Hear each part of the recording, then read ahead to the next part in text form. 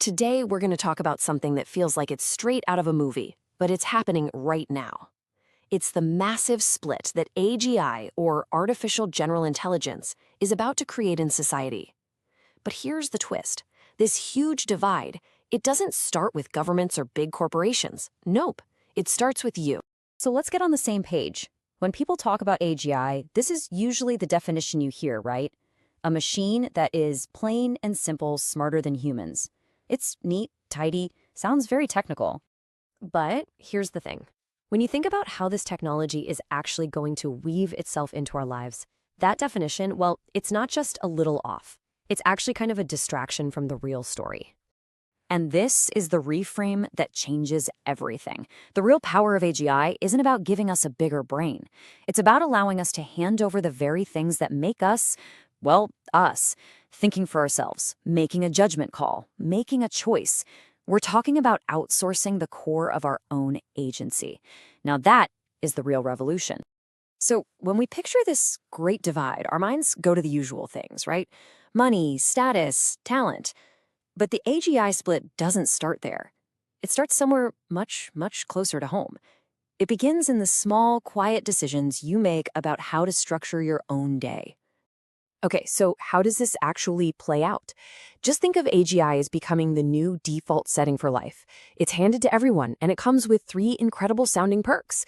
You get a basically infinite extension of your brain, making choices becomes almost effortless, and you get an endless fire hose of entertainment, so you are never, ever bored. Sounds pretty good, doesn't it? Well, not so fast.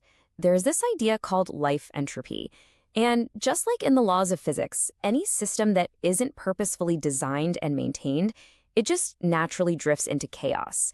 And these super powerful, super easy AGI defaults, they're like a massive accelerator for that drift.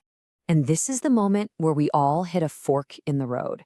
As AGI becomes the background radiation of our lives, 2 paths emerge. Path 1, a life that you deliberately, intentionally design for yourself. And path 2, a life that just reacts to the defaults that have been designed for you by something else. So let's break down the first big split. This one is all about thinking versus reacting, and it happens right inside your own head.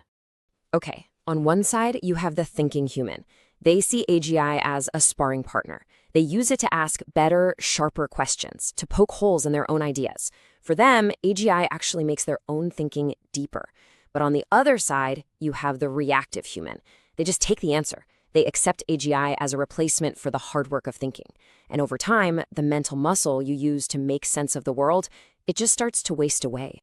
I love this metaphor. For the thinking human, AGI is like a cognitive exoskeleton. It makes you stronger, it augments your own power and your own imagination. But crucially, you are still the one in control. You preserve your own agency. All right, that brings us to split number 2, rhythm versus dopamine. This is all about our relationship with time itself. How do we actually experience our own lives? So you have the architect of rhythm. This person uses AI as a tool to orchestrate their day. They actually use it to build walls, to protect their focus, to carve out time for deep work or disconnection. They own their time. But then you have the dopamine-soaked self. This person just surrenders to the endless scroll, the perfectly tailored recommendations. For them, time isn't something to manage, it's something that just disappears. And bit by bit, their agency over their own attention just migrates over to the algorithm. You know, this quote from the world of architecture and design just hits the nail on the head. Rhythm is what gives a building or a room its feeling, its purpose. And the same is true for life. A life without any intentional rhythm is just a chaotic jumble of moments. It's just noise. And that leads us to our third and honestly probably the deepest split of them all. This is meaning versus roles. And it gets to the absolute core of who we think we are. Look, for a long time, we've defined ourselves by what we do. I am a writer. I am a coder. I am a doctor. That's the role-bound self. But AGI is getting really good at performing roles and functions. So what happens when your role is automated? For the role-bound self, that feels like an existential threat.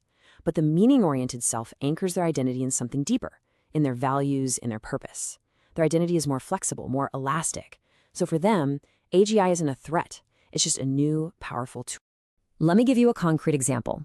A designer who says, I am a person who makes PowerPoints is role-bound, but a designer who defines themselves as someone who creates visual experiences that comfort and orient people, well, that's a whole different ballgame. They can use AGI or a pencil or anything else to achieve that deeper mission. See the difference?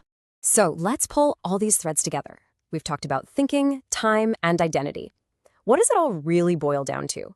It all comes down to one big idea: your life's architecture. When you get right down to it, the great AGI polarization isn't really about who's smart and who's not. It's much simpler. It is the fundamental difference between being the owner of your own life and being just a user of a life designed by someone or something else. And resisting that pull requires what this analysis calls life architecture. Now listen, this is not about having more willpower. It's about building a deliberate structure for your life, your time, your attention, your identity.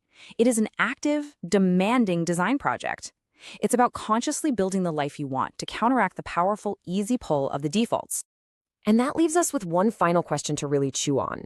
Because this split that starts with these tiny choices in our daily lives, it doesn't stay small. It scales up.